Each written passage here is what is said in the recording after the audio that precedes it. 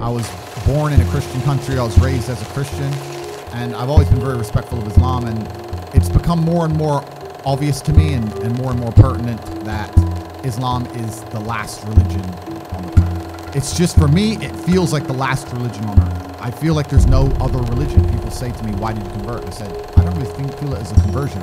It's almost like I knew God was real and now I've become religious. दोस्तों, ये थे multi millionaire 4 time kick boxing champion Emory Andrew Tate III, जिन्हें दुनिया Andrew Tate के नाम से भी जानती है।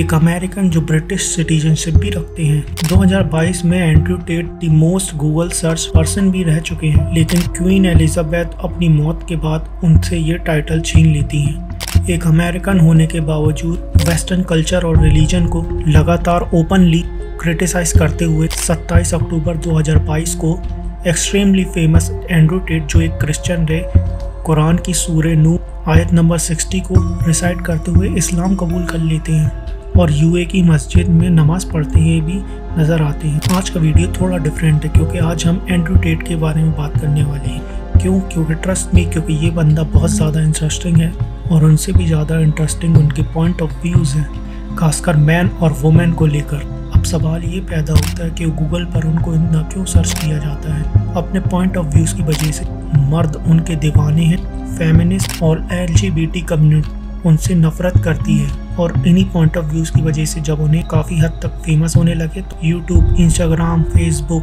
टिकटॉक, यहाँ तक के ऊबर सर्विसेज से भी बैन कर दिया गया। तो आखिर उनके ये पॉइंट ऑफ व्यूज़ हैं क्या, जिनकी वजह से हर एक कंपनी और प्लेटफॉर्म ने उन्हें ब्लैक लिस्टेड कर दिया। उनके पॉइंट ऑफ व्यूज़ मर्दों, औरतों, LGBT और रिलीजन को लेकर। LGBT मतलब lesbian, gay, bisexual and transgender को लेकर क्या कहते हैं, सुनिए। Leave the kids alone. I'm not anti-gay.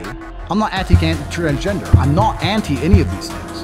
What I am anti is propagating your worldview on other people's children.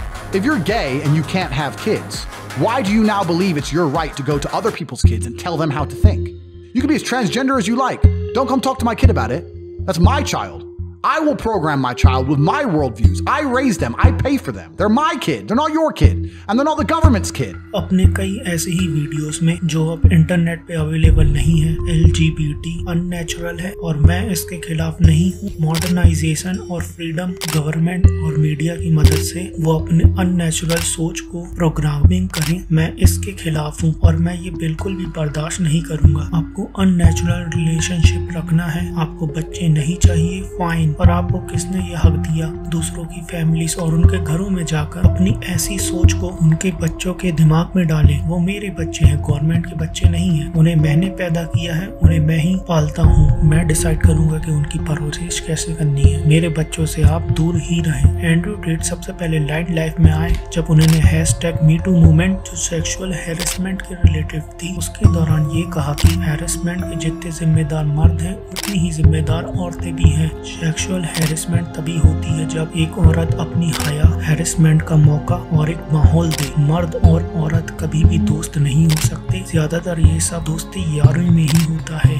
उनका मानना है कि हमारी सोसाइटी और रिलीजन को मैट्रिक्स ने पोल्यूट कर दिया है एक प्लानिंग के तहत। और मैट्रिक्स के 2 बड़े हथियार हैं, एक फेमिनिज्म और दूसरा फेक मॉडर्नाइजेशन। पूछने पर वो कहते हैं कि मैट्रिक्स एक ऑर्गेनाइजेशन है जो एक एक्सट्रीमली पावरफुल लोगों की, जो दुनिया की हर एक गवर्नमेंट और हर एक कंट्री और हर एक बैंक को कंट्रोल करते हैं। वो कहते हैं कि एक मर्द सुबह 4 बजे से उठ के घर से बाहर निकलता है क्योंकि उसका काम है अपनी बीवी और बच्चों के लिए टेबल पर खाना पहुंचाना, उनकी हर ख्वाहिश पूरी करना, उनके लिए लड़ना और मर्द बनकर एक प्रोटेक्शन देना। कोल माइंस पर काम करने वाले मर्द अपनी जान इसलिए नहीं फूंकते घर आकर वो अपनी औरत पर जुल्म कर सके, नहीं, वो इसलिए अपने हाथ और जिस्म गंदगी में ले जाते हैं ताकि उसकी बीवी के हाथ साफ सुथरे और खूबसूरत रहें और वो कमा कर ला सके और अपनी बीवी की जरूरतें पूरी कर सके, क्योंकि घर पर उसकी बीवी उसके घर का और उसके बच्चों का ख्याल रखती है, उसके लिए अच्छा खाना बना रही है, उसके बच्चों को रात भर जग कर पाल रही है, एक अच्छी तरबियत दे रही है। But in general,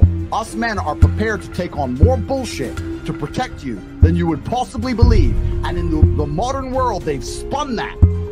Feminism spun that. And this is a Western phenomenon. मतलब मैट्रिक्स ने सबको घुमा कर रख दिया है फेमिनिज्म की मदद से, जो कि वेस्टर्न प्रोपेगेंडा है। मैन और वुमेन के रोल उन्होंने धुंधले कर दिए। मर्दों को मर्द की तरह रहना चाहिए, उनका काम नहीं है मेकअप लगाना, ज्वेलरी पहनना, जेंडर इक्वलिटी के नाम पे बच्चों को स्कर्ट पहनाना, अपनी औरतों को बेढंगे कपड़े पहन के तैयार करवाना, किसी पार्टी में शोबेस की तरह जीती हुई ट्रॉफी की तरह उन्हें शो कराना। वो कहते हैं पुराने मर्द जो ब्रेवरी, वैल्यूज, एग्रेशन, इंडिपेंडेंस और डोमिनेंस से बना था, और मॉडर्न मर्द को मैट्रिक्स ने फेमिनिज्म की मदद से फिजिकली और इमोशनली कमजोर बना दिया है, क्योंकि मैट्रिक्स एक मिशन पर है। वो चाहते हैं कि टाइम आने पर उन्हें क्रूसेडर्स, अयूबीज और टर्क्स को नहीं बल्कि कमजोर और हारे हुए मर्दों को फेस करना पड़े जो फेमिनिस्ट के पालतू हैं। वो कहते हैं कि ये सब एक वेस्टर्न प्रोपेगेंडा है, मर्दों से उनकी मर्दानगी और पंजे छीनने के लिए, औरतों को सेफ्टी देने के बहाने से। Life for a man is harder than life for a woman. Most men live depressing lives. For most men out here, they can't even feel wanted. Society has huge burdens on men. We're supposed to be smart, we're supposed to be rich, we're supposed to be interesting, gotta have jokes, gotta have chat lines, right? Gotta be charming, gotta be cool, experiences, stories. We need to have a lot of shit to be an important man.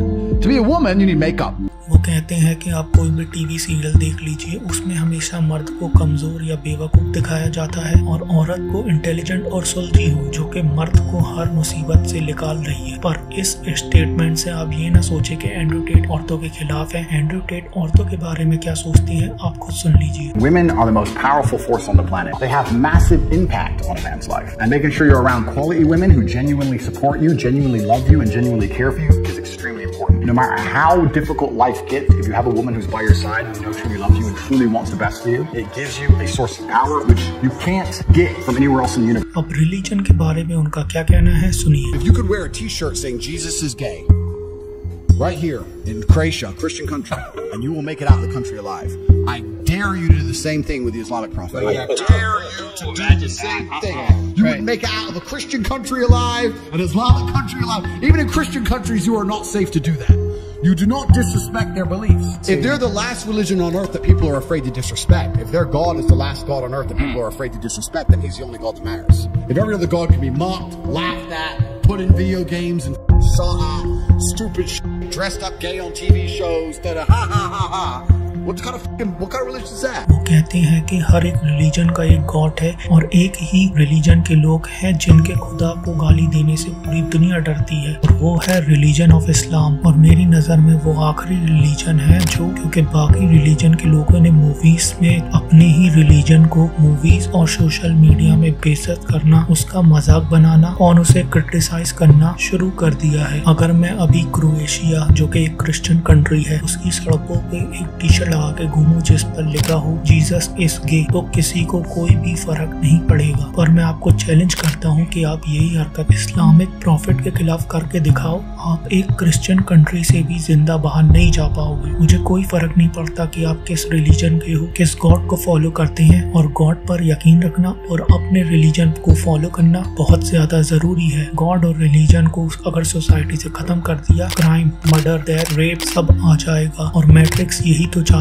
है, society से religion गायब हो जाए, और matrix यही तो कर रहे हैं फेमिनिज्म और फ्रीडम ऑफ स्पीच की मदद से, ताकि वक्त आने पर जज्बात, अकीदे और भक्ति से भरे लोग उनके खिलाफ ना खड़े हो जाएं। वो कहते हैं कि मॉडर्न वर्ल्ड मर्दों ने बनाया है और मर्द अभी भी अपना काम कर रहे हैं, पर जेंडर इक्वेलिटी और फेमिनिज्म की वजह से औरतों ने घर संभालना और बच्चे पालना छोड़ दिया है। वो कहते हैं कि मॉडर्न वर्ल्ड पे आप अपने बच्चों की परवरिश नहीं कर रहे हैं और ना ही उन पर आपका कोई हक है। आपके बच्चों को प्रोग्राम मैट्रिक्स कर रही है स्कूल्स और इंटरनेट की मदद से। उन्हें ये सिखाया जा रहा है कि लेस्बियंस और गे होना नॉर्मल है, रिलीजन को भी ना मानना ये भी नॉर्मल है। ये आपकी चॉइस है, आपके साथ कोई जबरदस्ती नहीं कर सकता। आपके पेरेंट्स आपको डिसिप्लिन करने के लिए आप पर हाथ नहीं उठा सकते। अगर वो ऐसा करते हैं तो आप कोर्ट को अप्रोच कर सकते हैं। औरतों का काम नहीं है घर संभालना, उनका काम है मर्दों के बराबर आकर बाहर काम करना, जिसकी वजह से फैमिली, जो दुनिया का सबसे ताकतवर इंस्टीट्यूशन है, वो टूट रहा है और इसी की वजह से ओल्ड एज होम्स और फॉस्टर केयर सेंटर जैसे इंस्टीट्यूट सामने आ रहे हैं। वो कहते हैं मैट्रिक्स ने मुझे पहले बैन करवाने की कोशिश की पर मैं चुप नहीं हुआ, फिर मुझे जेल में डालना चाहा पर मैं बच गया। अब वो मुझे कभी भी मरवा सकते हैं, पर मैं आपको बता दूं, अगर मैं आपको कहीं मरा हुआ मिला पर मैंने खुदकुशी नहीं की, मुझे मैट्रिक्स ने मरवाया है। मैं नामर्द नहीं हूँ, मैं सुसाइड नहीं करूंगा, मैं हमेशा हक के लिए आवाज उठाता रहूंगा। एक दिन आपको समझ आ ही जाएगा कि मेरी हर एक बात सही थी अगर मैट्रिक्स ने तब तक मुझे मरवा नहीं दी। They've already given me quite a few warnings, and I'm now at the point where I actually truly believe they're going to try and kill me because they want me to be quiet and I'm not being quiet. And I have huge amounts of influence, which is what they're scared of. If they decide to kill me on a long enough time frame, they're going to be successful.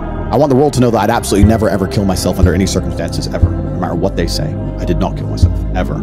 But I can't. I don't want to live in fear. But that's what they want. They want you to behave as a sheep. All I'm trying to do is teach men to be strong.